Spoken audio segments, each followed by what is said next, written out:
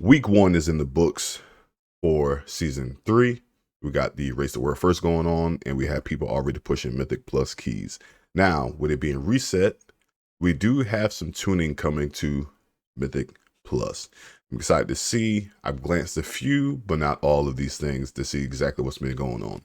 Honestly, in my opinion on everything, it feels pretty good. This season feels pretty easy outside of maybe something we'll hopefully see in these notes. So without further ado, let's go and get into it. Like, comment, subscribe. If you hear the dog in the background, he's just rolling around. He's been outside in the rain. All right, so let's go ahead and get into it. So we got some tuning incoming. Scheduled weekly maintenance tomorrow. We will adjust, which is technically today as we're recording this video. We'll adjust several enemies and spells in Mythic Plus dungeons. Yeah, we've talked about Mirazar's Rise, Throwing of the Tides, in AD in terms of difficulty. I feel like AD, Taldazar was pretty easy. Dawn of the Infinite, I do not like any of those. There's nothing about those dungeons that I would want to run, but you have to do them, right? So while Mirazar's Rise and Throwing of the Tide are too difficult, Taldazar's is proving too easy and may affect player progression through content in a negative way, which I do get that. Taldazar is pretty straightforward. You go through basically just a normal path that you would take. You're going to get your percentage, and you just go through and blast through everything. All right. Our adjustments aim to better align overall balance across the M Plus dungeon pool for season 3. I get that. So we got Taldazar coming up first. The required enemy forces count for Taldazar has been increased, which is, I guess, okay. You're just going to have to clear more, which is fine.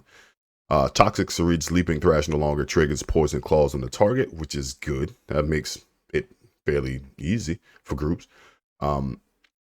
Juggernaut's Merciless Assault damage reduced by 25%. I guess we're going to probably ignore that mechanic or maybe a little bit more. Depends on the difficulty of the key. The Augur's Wildfire periodic rate reduced to 1 second was 2. Downomancer's Keysho's Deadeye Aim damage reduced by 25%. Then you got Frenzy Charge is now avoidable, but inflicts increased damage. So that's cool that you can dodge it, but if it does hit you for not being aware, then it's going to do increased damage. And Monzumu's Wild Thrash range increased to 100 yards. It's cool. So Yasma, the rat campaign can no longer be interrupted and is no longer a curse effect in Mythic Plus Keystone. So I guess what that does, honestly, because you can kick this, you don't have to worry about it. But it's no longer a curse anymore. So you're going to take the damage regardless from it. That's going to be your healer's job to, heal up from it. I don't think that's too bad. Priestess Alunza. So Corrupted Blood inflicts damage every 2.5 seconds was 3. And then Spirit of Gold's health increased by 33%. So I think that Spirit of Gold's health increase was pretty good because honestly, you can get to it, you can stun it, you can slow it, and then honestly cleave it down. Just funnel your damage into the ball. So I think that's a good little change that they made. I feel like a Taldazar is still going to be the dungeon to like run and push for, especially because they have a great strength trinket in there too that you can get. So hey, I still think it's going to be fairly easy. Mirazar's Rise. So tier, Radiant Barrier damage absorbed reduced by 15%. Radiant Barrier's refresh damage reduced by 25%. Time Strain Anomaly damage reduced by 20%. Time displacement on death damage effect reduced by 50%. And increase the cooldown double strike and triple strike. So basically what they seem to trying to do, they're trying to nerf Dawn of the Infinite. They're trying to make these two halves of a dungeon more appealing for people to run. Because honestly, when I get one, I'm either going to change the key. And if I get another one, I'm probably not going to run that key. I just don't like the dungeon itself, but to each their own. Chrono Lord Dios health reduced by 10% and infinite corruption damage reduced by 20%. So yeah, they're basically just doing a flat nerf of this dungeon, which is fine with me. I don't like it anyway. Comment below if you like Dawn of the Infinite, any one of them. Throne of the Tides, right? So we see we got a little bit going on here. Reduce the total number of unstable corruption spawns, and unstable corruption now spawn more consistently in the abyssal halls. So this is the hall to the last boss, and there's crazy number of unstable corruption spawns, and they can just dot you up and you'll die. So this is the hall you don't want to do AoE, and you're going to get this nasty little dot, and if you do too much, it just ticks away and you just die, right? one, that should just be more on the group to be like, hey, I shouldn't cleave here. I should be focusing the big guy when he does his swell, etc., etc. But at the same time, it just makes it very unenjoyable that you have to deal with some of these things. So definitely glad that they did that. Vicious Snapdragon's Razor Jaws inflicts damage every 1.5 seconds was one. So you get an additional 0.5 seconds on that. Vicious Snapdragon's health reduced by 20%. And then you got Guild Goblin's Aquamage health reduced by 20%. Aquamage's Aqua Blast cast time increased to 4 seconds was 3.75. So it's one of these things, Aqua Blast, you can actually kick, but it's going to give you a little bit more of a window to kick. So for some classes that have a little bit longer kick, if you work it out, chances are this is going to work better for you. Tenny Guardian Swell damage reduced by 15%. Now, Swell has been destroying groups in this haul, even on low keys that especially I've been running with. So for them to reduce by 15%, I think that's a W. We'll take it. Nazar's Sentinel Crushing Depth Heal Absorb amount reduced by 15%. Okay. Azumah.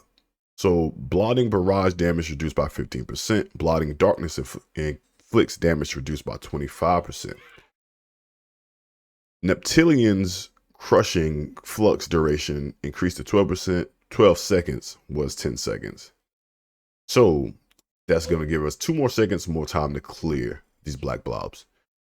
Foul Bolt now has an 8-second initial cool up, and then spot spawn closer to the ink of Azumah. So they're not going to spawn so far away. They're going to keep it close to the ball so you can get a good even clear while you have the cleansing flux on you for the 12 seconds. I think that's really good. Galakrond's Fall. Rising Dragon's Necrotic Outburst inflicts damage every 3 seconds was every 2. So you get an additional second that you don't have to deal with it being cast. And then Moment's Tainted Sands now no longer does damage immediately, and its duration has been reduced to 7 seconds. It was 9. Cool. I don't think that's bad. We'll take it.